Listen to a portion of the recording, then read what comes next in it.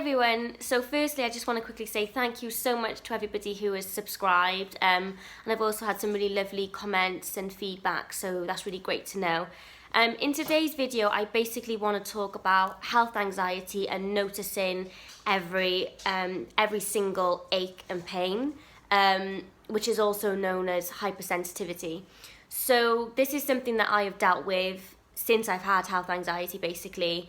And I think a lot of us have this problem where we feel everything. And normally when you're not feeling anxious, or if you don't suffer with health anxiety, as humans, we have aches and pains and weird sensations all day long. But the majority of people just ignore them because they're not threatening and it's just something that we just go through. But when we are suffering with health anxiety or anxiety in general, our senses are heightened, and particularly if we're worried about our health, we're going to feel everything. So this is just such a horrible thing that we have to go through with health anxiety. And just a little quick story for you. Basically, about a year ago, I convinced myself that I had ovarian cancer. And I read the symptoms online, and this is what always happened to me. Initially, I was reassured because I was like, right, I don't have that, I don't have that, I don't have that.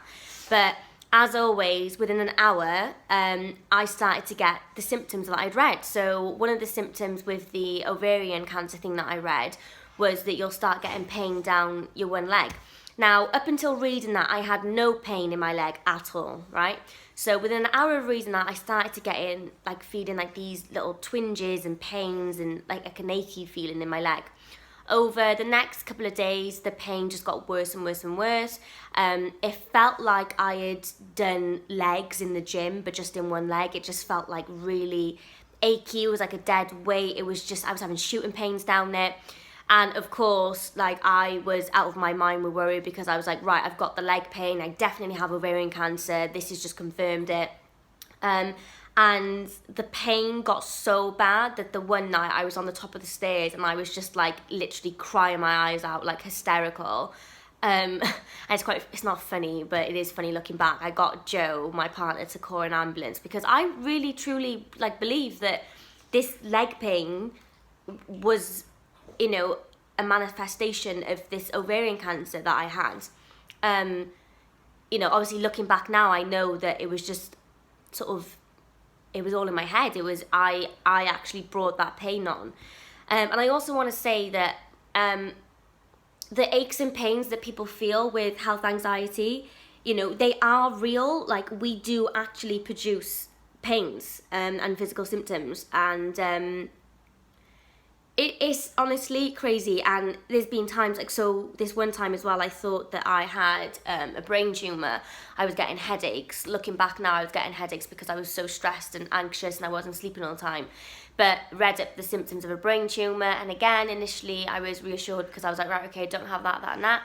But I read one symptom and it was you might have eye pain behind one of your eyes. Within a day, having crazy eye pain, and this is why health anxiety is so cruel, because it's just it's like we don't get a break. And the culprit here is Google. Sorry, dog going crazy. The culprit is Google, because as soon as we start reading something, our minds just, even if you don't think about it, you're dwelling on it and you're thinking about it subconsciously, and then we'll end up getting the symptoms. So I think for me, what has helped with my pains and aches that I get all day, every day, is I just try to remind myself that a lot of the things that I thought that I have had in the last year, I didn't actually have. So I try to, when I get a new symptom or ache or pain, I try to just remind myself initially that this could be anxiety. And I think that's the worrying thing, is sometimes I think to myself, will I know when it's real or not? That sort of concerns me sometimes, because I know how real my anxiety symptoms can be. Oh, hello. I know how real they can be. But my advice there is, any new symptom, just go and get it checked out. Get your reassurance from the doctor, get your checks so that you know you have done the right thing by, putting yourself first and getting that check. But once you get that check from the doctor, you have to kind of just accept that it is your anxiety.